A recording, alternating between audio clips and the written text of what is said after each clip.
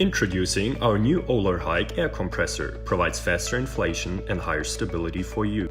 To start the air compressor, either use the cigarette lighter or the car battery of your vehicle. Please ensure that the parking brake is pulled before starting the engine.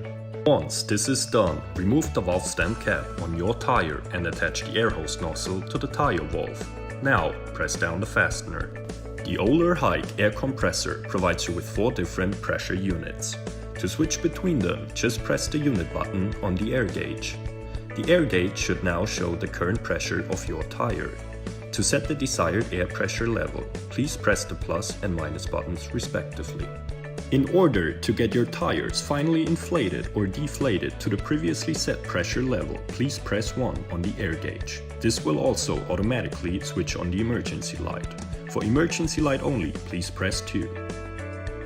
On top of all that, our portable WOKRS air compressor comes with several different nozzle heads that allows you to inflate or deflate balls, airbeds, toys, and many more.